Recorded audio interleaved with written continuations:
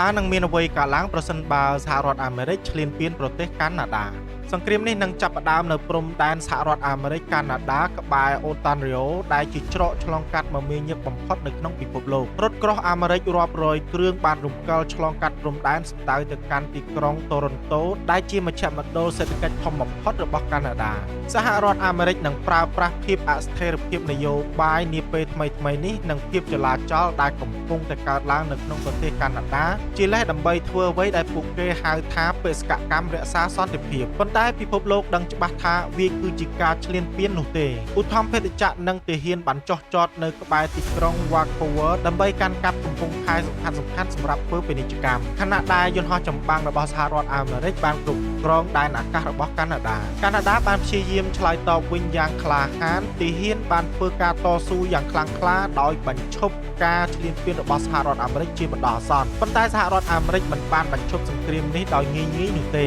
អង្គការ NATO ប្រឈមនឹងវិបត្តិដ៏ធំតើពួកគេគ្រប់គ្រងកាណាដាដែលជាសមាជិកឬប្រថុយនឹងការបែកបាក់សម្ព័ន្ធមិត្តជាមួយនឹងអាមេរិកទន្ទឹមនឹងនេះប្រទេសចិននឹងថ្កោលទោសចំពោះការឈ្លានពាននេះដោយបញ្ជូនជំនួយទៅកាន់ប្រទេសកាណាដានិងការដាក់ពង្រាយកងទ័ពជើងទឹករបស់ខ្លួននៅមហាសមុទ្រប៉ាស៊ីហ្វិករុស្ស៊ីប្រើឱកាសនេះដើម្បីបង្កើនឥទ្ធិពលរបស់ខ្លួននៅអឺរ៉ុបដោយគម្រាមកំហែងព្រំដែននៃប្រទេសទាំងអស់របស់អង្គការ NATO សេដ្ឋកិច្ចពិភពលោកនឹងដួលរលំដោយសារវិបត្តិនៃការនាំចេញដ៏សំខាន់របស់ប្រទេសកាណាដាការតវ៉ាបានផ្ទុះឡើងនៅទូទាំងពិភពលោកដោយការទាមទារឲ្យសហរដ្ឋអាមេរិកដកខ្លួនចេញប៉ុន្តែសហរដ្ឋអាមេរិកអះអាងថាគោលបំណងរបស់ពួកគេគឺដើម្បីជួយសម្ព័ន្ធមិត្តដែលកំពុងដួលរលំតាមពិតទៅវាទាក់ទងនឹងការទទួលផលប្រយោជន៍ដូចជាប្រេងឈើនិងទុនបម្រុងទឹកសាបដ៏ធំបំផុតរបស់កាណាដាការតស៊ូជាសកលក៏បានកើតឡើងយ៉ាងខ្លាំងហើយមេដឹកនាំពិភពលោកបន្តដាក់សម្ពាធលើទីក្រុងវ៉ាស៊ីនតោននេះហើយជាការបង្កើនកម្រិតនុយក្លេអ៊ែរនឹងផ្ទុះឡើង